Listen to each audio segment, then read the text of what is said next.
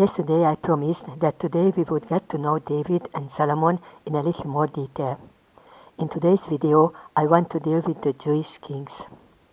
The epoch of kings followed the epoch of judges in the 10th century BC.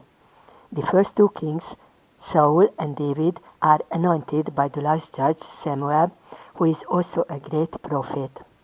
Unfortunately, almost every king in Israel turned away from the Lord, did not give his heart completely to the Almighty, and thus did not lead the people in the way of God.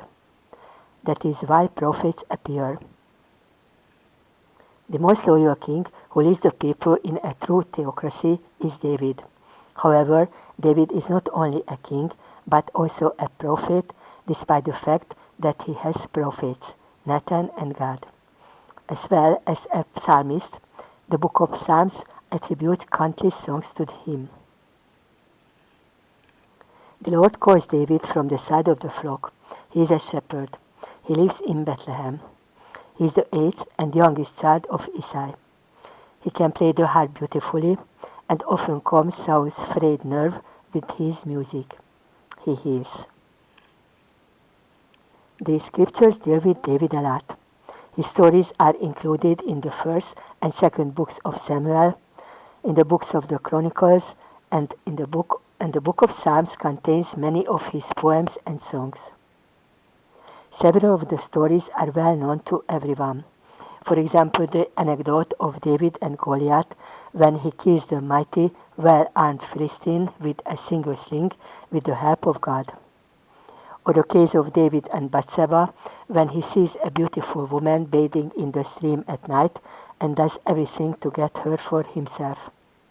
From this initially sinful relationship, a son is born who dies, and then, when David marries Bathsheba, Solomon, the heir, is born from a pure marriage. At the command of the Lord, David buys a large area for the ark in Jerusalem, not far from the place where Abraham's sacrifice took place, where the ram saved Isaac. He makes Jerusalem his seat. He moves there and takes the Ark of the Covenant there as well.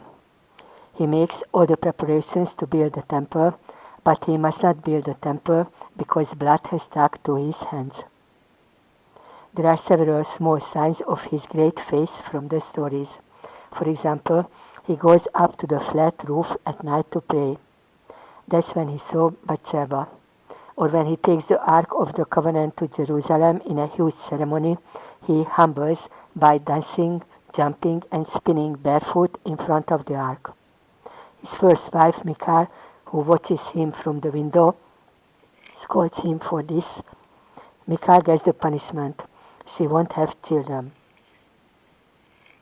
When David decides to build a worthy building for the Lord promises him through the prophet Nathan that he will build a house for him and that his descendant will be the Savior of Israel. His house will last forever. That is why Matthew begins his gospel like this. The genealogy of Jesus Christ, the son of David, the son of Abraham. I would like to touch on David's origin. David is the third offspring born from the marriage of Ruth and Boaz. Obed, Isai, David. I would like to recommend again my book, The 7 Sacraments in the Light of the Holy Script, from which you can learn a lot about them and their significance. I think the world knows Solomon's even better than David, but it doesn't know fully his true face. He is known for his great wisdom, his large harem, and his immense wealth. From this, we would think that he lived a very happy life. It's not like this. On the channel, you can read my book, Queen of the South, for free, which is about the great love of Solomon and Bilqis, Queen of Sheba. That's why I won't say more about him now. You can get to know him more closely from that book. Since the title of the video is Jewish Kings, I would also like to mention the two later kings who served the Lord wholeheartedly.